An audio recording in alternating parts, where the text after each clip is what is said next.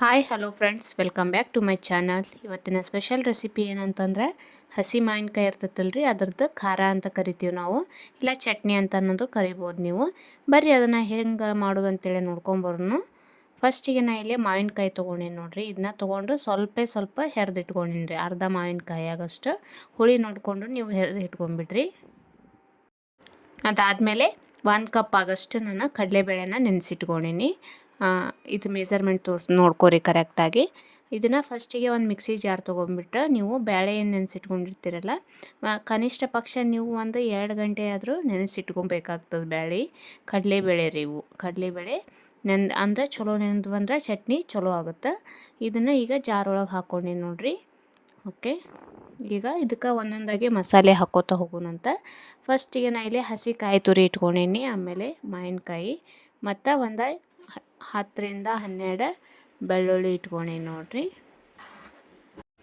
ಈಗ ಇದನ್ನು ನಾವು ಮಿಕ್ಸಿ ಜಾರಿಗೆ ಹಾಕ್ಕೋಬೇಕಾ. ಒಂದೊಂದಾಗೆ ಫಸ್ಟಿಗೆ ನೋಡಿರಿ, ಹಸಿಕಾಯಿ ಹಾಕ್ಕೊಂಡೀನಿ 1 ಕಪ್ ಆಗೋಷ್ಟು.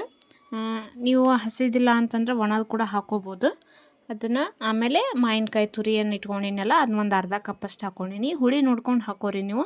ಜಾಸ್ತಿ ಹುಳಿ ಇತ್ತಂತಂದ್ರೆ ಸ್ವಲ್ಪ ಕಡಿಮೆ ಹಾಕೋರಿ, ಕಡಿಮೆ ಹುಳಿ ಇತ್ತಂದ್ರೆ ಸ್ವಲ್ಪ ಜಾಸ್ತಿ ಹಾಕ್ಕೋಬೋದು, ನೋ ಪ್ರಾಬ್ಲಮ್ಮು. ಅದಾದಮೇಲೆ ಬೆಳ್ಳುಳ್ಳಿ ಮತ್ತು ಒಂದು ಸ್ವಲ್ಪ ಕೊತ್ತಂಬರಿ ಸೊಪ್ಪು ಜಾಸ್ತಿನೇ ಹಾಕ್ಕೋಬೇಕು, ಅಂದ್ರೆ ಫ್ಲೇವರ್ ಕೂಡ ಚೆನ್ನಾಗಿರ್ತದೆ ಮತ್ತು ನೋಡೋಕ್ಕೂ ಒಂಥರ ಗ್ರೀನಿ ಟೈಪ್ ಚಲೋ ಕಾಣಿಸ್ತದೆ. ಓಕೆ, ಇದಿಷ್ಟನ್ನು ಹಾಕ್ಕೊಂಬಿಟ್ಟು ನೀವು ಒಂದು 5ರಿಂದ 6 ಕರಿಬೇವು ಹೆಸಳು ಹಾಕೋರಿ. ಅಂದ್ರೆ ಅದು ಆರೋಗ್ಯಕ್ಕೂ ಒಳ್ಳೇದು ಹಸಿ ಕರಿಬೇವು, ಮತ್ತು ರುಚಿನೂ ಚಲೋ ಇರ್ತದೆ. ಅದಾದಮೇಲೆ ರುಚಿಗೆ ತಕ್ಕಷ್ಟು ಉಪ್ಪು, 1-2 ಚಮಚ ಆಗೋಷ್ಟು ಒಣ ಖಾರ ಪುಡಿ ಹಾಕ್ಕೊಂಡಿ ನೋಡಿರಿ, ಮತ್ತು 1 ಚಮಚದಷ್ಟು ಬೆಲ್ಲ, ಒಂದು ಅರ್ಧ ಚಮಚದಷ್ಟು ಜೀರಿಗೆ ರೀ.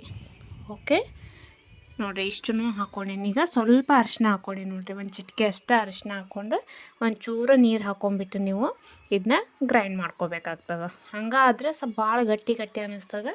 ಸೊ ಅದಕ್ಕೆ ನೀವು 1 ಚಮಚದಷ್ಟು ನೀರು ಹಾಕ್ಕೊಂಬಿಟ್ಟು ಅದನ್ನ ಗ್ರೈಂಡ್ ಮಾಡ್ಕೋರಿ. ಈ ಟೈಪ್ ಅಗದಿ ನುಣ್ಣಗೆ ಬೇಕಂದ್ರೆ ನೀವು ಸಣ್ಣಗೆ ಮಾಡ್ಕೋಬೋದು, ಇಲ್ಲ ನಮಗೆ ನಡೀತದಂದ್ರೆ ತರಿಮೂ ಕೂಡ ಮಾಡ್ಕೋಬೋದು. ಇದಕ್ಕೆ ಚಿಕ್ಕದಾಗಿ ಒಂದು ಒಗ್ಗರಣೆ ಮಾಡ್ಕೋಬೇಕು. ಅದು ಹೆಂಗಂದ್ರೆ ಫಸ್ಟಿಗೆ ನಾ ಇಲ್ಲಿ ಎಣ್ಣೆ ಕಾಯ್ಸಕ್ಕೆ ಇಟ್ಕೊಂಡು ನೋಡಿರಿ, ಅದಕ್ಕೆ ಸಾಸಿವೆ ಜೀರಿಗೆ ಹಾಕೋರಿ. ಚಟಪಟ ಸಿಡಿಯಾಕತ್ವ ಅಂದ್ರೆ 1-2 ಒಣಮೆಣ್ಸಿನ್ಕಾಯಿ ಹಾಕೋರಿ. ಅವು ಒಂಚೂರು ಫ್ರೈ ಆಗಲಿ. ಓಕೆ, ಫ್ರೈ ಆದ ಕೂಡಲೇ ಇದನ್ನ ಇಳಿಸಿ ಒಂಚೂರು ಹಿಂಗೆ ಹಾಕ್ಕೊಂಬಿಡ್ರಿ. ಒಲೆ ಬಂದ್ ಮಾಡಿಬಿಟ್ಟು ಹಿಂಗೆ ಹಾಕ್ಕೊಂಡು ಇದಕ್ಕೆ ಮೇಲೆ ಹಾಕ್ಕೊಂಡ್ರೆ ಮುಗೀತು ನೋಡಿರಿ ನಮ್ದು. ನಿಮ್ಗೆ ಬೇಕಂದ್ರೆ ಮೇಲೆ ಒಂದು ಸ್ವಲ್ಪ ಕೊತ್ತಂಬರಿ ಸೊಪ್ಪು ಆ್ಯಡ್ ಮಾಡ್ಕೋಬೋದು. ನಾ ಇಲ್ಲೇ ಕೊತ್ತಂಬರಿ ಕರಿಬೇವನ್ನ ಹಾಕೀನಿ.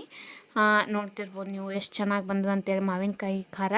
ನೀವು ಖಂಡಿತ ಮನ್ಯಾಗ ಟ್ರೈ ಮಾಡಿರಿ. ಇದು ಬಿಸಿ ಅನ್ನಕ್ಕೆ, ಬಿಸಿ ರೊಟ್ಟಿ, ಚಪಾತಿ ಎಲ್ಲದಕ್ಕೂ ಬೆಸ್ಟ್ ಕಾಂಬಿನೇಷನ್ ಅಂತ ಹೇಳ್ಬೋದು. Thank you for watching.